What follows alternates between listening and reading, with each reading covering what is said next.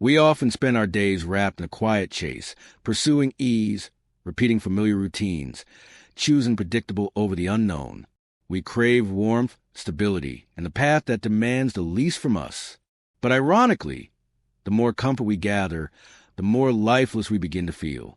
That's because comfort, while gentle and calming, rarely transforms us.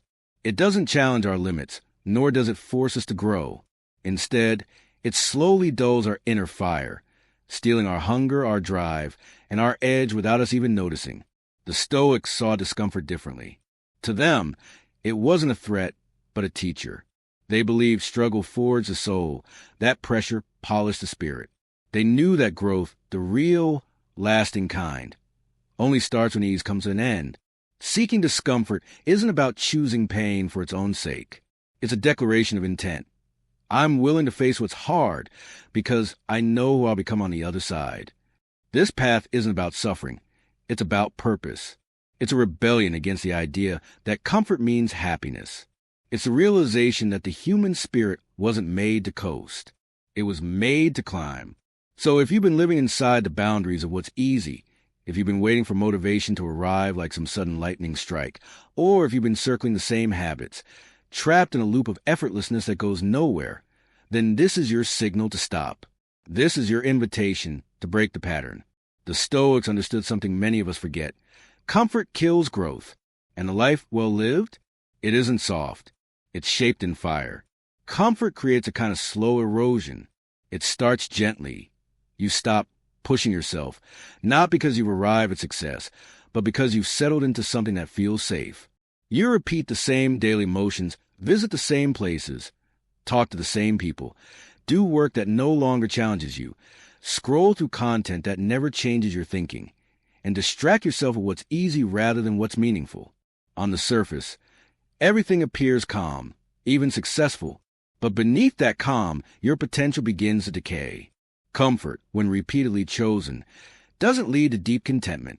It leads to spiritual corrosion, and its danger lies in its silence. Unlike failure, which crashes into your life loudly and unmistakably, stagnation whispers.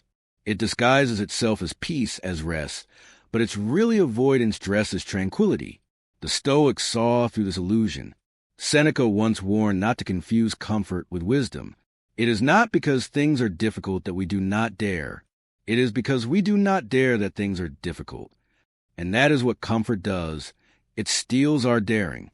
It murmurs, "You've done enough," when the truth is your journey has only just begun. Imagine a blade never sharpened. It becomes dull. A muscle left unused shrinks. A mind never tested begins to weaken. Life does not pause. It keeps moving, with or without your effort. If you're not growing, you're slowly fading. If you're not evolving, you're being left behind by time itself. And still, we cling to comfort because it gives us the illusion of control. We believe that if we can keep life predictable, we can protect ourselves. But that belief is fragile. Life will change. Loss will find us. Hardship will knock. And those who built their lives on comfort will be the least ready. Not because they lack strength, but because they never trained for it. Discomfort is life's training ground. Every moment you avoid it is a missed opportunity to strengthen yourself. That hard conversation you dodged, it was your chance to develop courage. That fear you refused to face, it was your gateway to transformation. That ambitious goal you kept postponing, it was your moment to rise. But comfort said, "Not today," and you obeyed. We love to say we're waiting for the right time, but growth isn't polite. It doesn't wait. It arrives in moments of inconvenience, in tiny daily tests, in the quiet choices you make when no one's watching. The Stoics didn't look for giant breakthroughs. They practiced daily discipline. Cold showers to train willpower, minimalism to sharpen gratitude, honest self-reflection to build integrity. They understood that when you deliberately invite discomfort into your life, you expand your capacity for everything else: love, focus, meaning, joy. The more you chase comfort, the weaker you become. But the more discomfort you embrace, the stronger and more at peace you feel. Because real peace isn't found in avoiding hardship. It's found on the other side of it. It's knowing that you've met discomfort, stood your ground and grown through it, that you've faced the storm, not run from it, that you've earned your strength. If your life feels stagnant, like you're simply existing rather than living, it may be time to examine the invisible walls of your comfort zones, and not just the physical ones.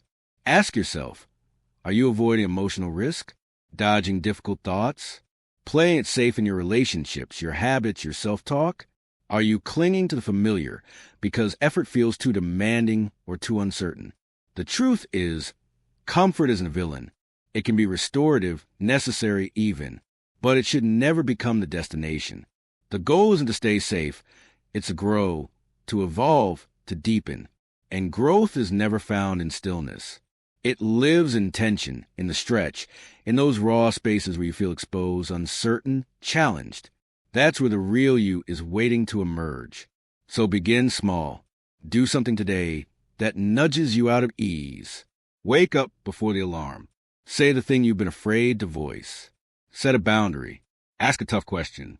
Choose the option that demands effort, not to punish yourself, but to remind yourself that you are still alive, still becoming.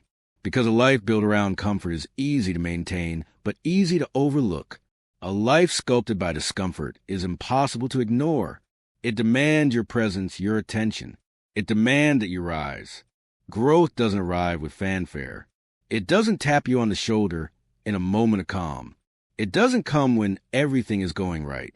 No, real growth is quiet, hidden, tucked inside the difficult moments you'd rather avoid. It's in the long silences, the hard choices, the failures that sting, and the doubts that shake you. That's where transformation begins.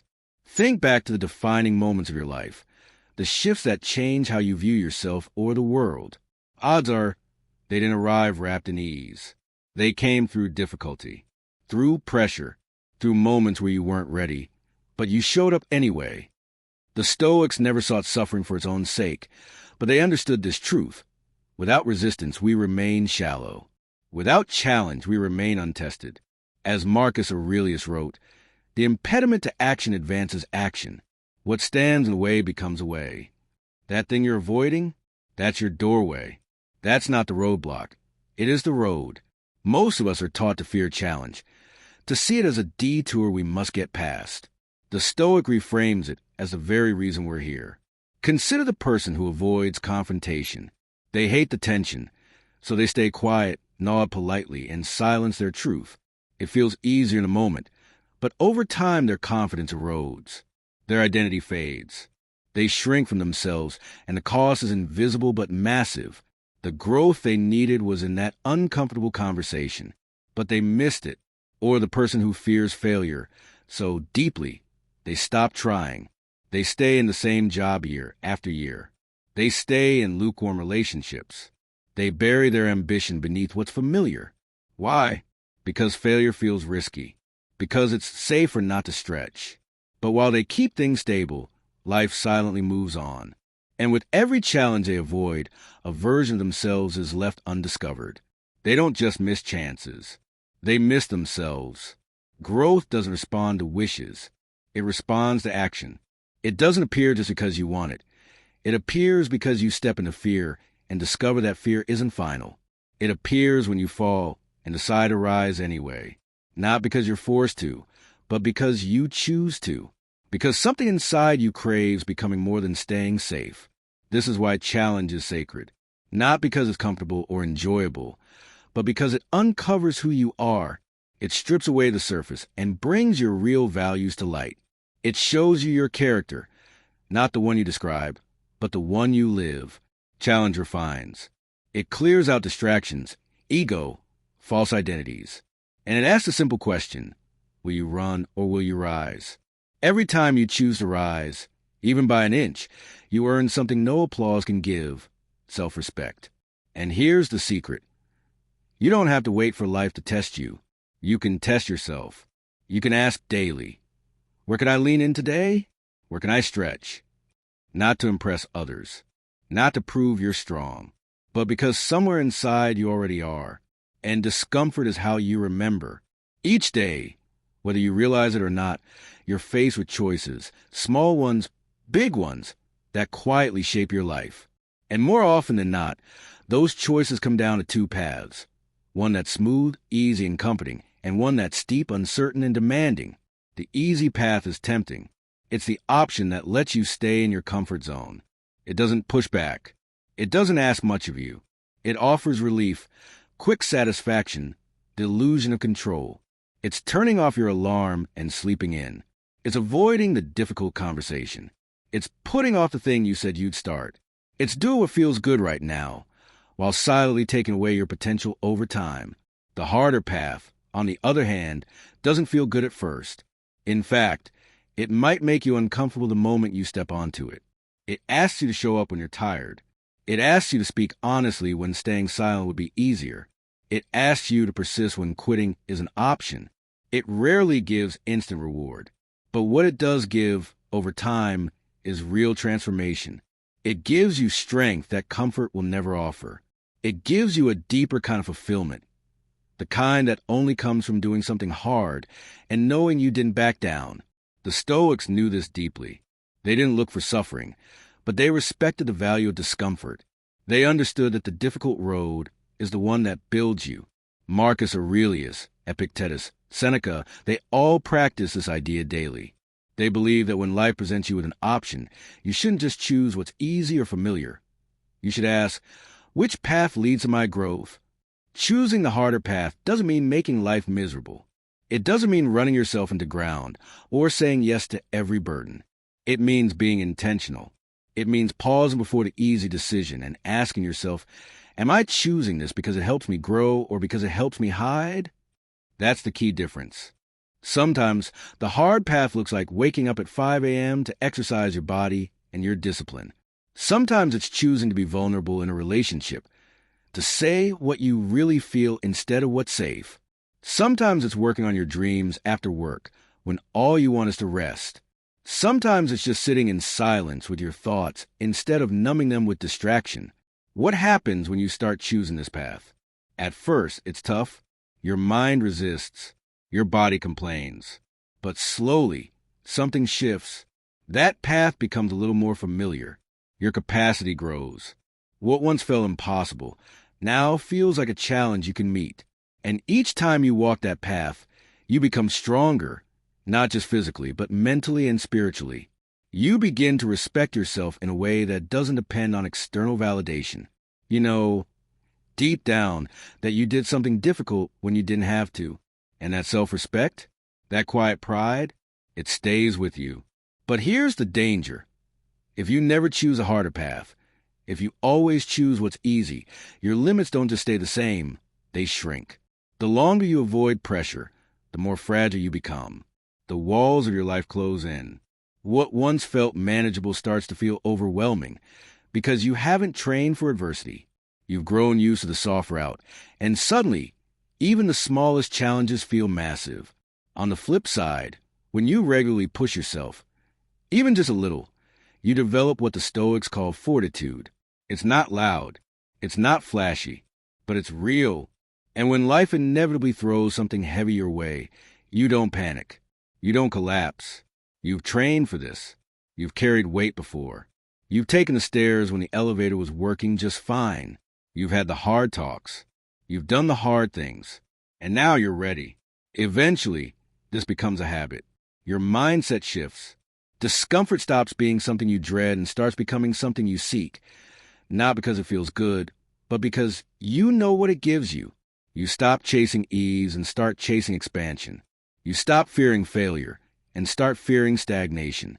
Your confidence grows, not because the world changes, but because you do. You realize that strength isn't something you're born with. It's something you build, decision by decision, day after day, step by step. And you don't need to do something massive to build it. You just need to stretch yourself slightly, enough to say, this is more than I usually do. This is growth. In the end, choosing the harder path is about choosing the life that calls you to rise. It's about stepping toward the person you're capable of becoming. Even when it's uncomfortable, especially when it's uncomfortable, because that's when it matters most. Every day, we face decisions that shape our future, some obvious, others quiet and unnoticed. Often, those choices come down to two paths. One is easy, familiar, and predictable. It doesn't challenge us. It feels safe.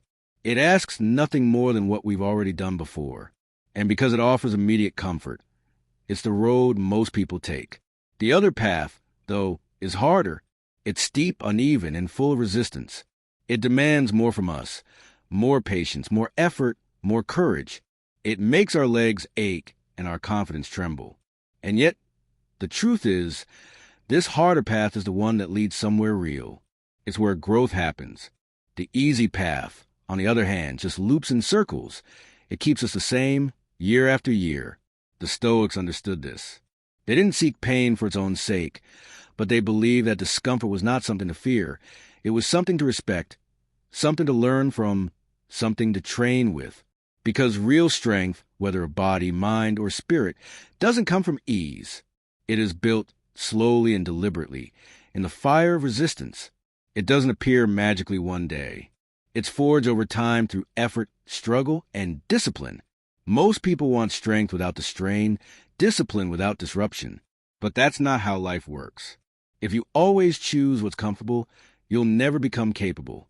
If you avoid challenge, you avoid growth. It's that simple. This doesn't mean you have to suffer constantly or live in misery. It means you live with intention. It means asking yourself, whenever a choice appears, which option makes me better, not just now, but later? And that answer is almost always found on the harder path. It's waking up when you said you would, even when you don't feel like it. It's saying what needs to be said, even when your voice shakes. It's doing the thing you've been putting off, simply because you promised yourself you would. It's showing up when no one is watching. These aren't grand acts. They're quiet, consistent decisions. And each one is a brick in the foundation of a stronger you. Discomfort becomes a training ground for character. Just like a muscle grows through tension, your mindset, your discipline, and your willpower grow through challenge. At first, the discomfort feels overwhelming. But the more you choose it, the less power it has over you. You become someone who isn't controlled by fear, fatigue, or impulse. You develop inner fortitude. You become grounded, steady, and calm, especially when life becomes chaotic, because you face difficulty on purpose. You've practiced for pressure. The Stoics even prepared for hardship through a practice called premeditatio malorum, mentally rehearsing adversity before it came, not to live in fear, but to remove the element of surprise, to face life prepared rather than panicked. And that's the real power of discomfort. It sharpens you. It humbles you. It shows you what you're capable of. It builds confidence not based on luck or talent, but on effort, on knowing you did a hard thing when you didn't have to. Over time, the voice in your head changes. It stops asking for comfort and starts asking for growth. It learns that challenge doesn't break you. It builds you. And when life eventually brings real tests, grief, loss, setbacks, you don't collapse. You stand. Not because life became easier, but because you became stronger. So the next time you're offered ease or challenge, pause. Ask yourself, what will this decision train me for? If the answer is nothing, choose differently. Because your future strength is being built today, not in big, dramatic moments, but in the small, uncomfortable ones. Discomfort is not the end of peace. It is the beginning of power. And the person you're meant to become is waiting, not where it's easy, but where it's real.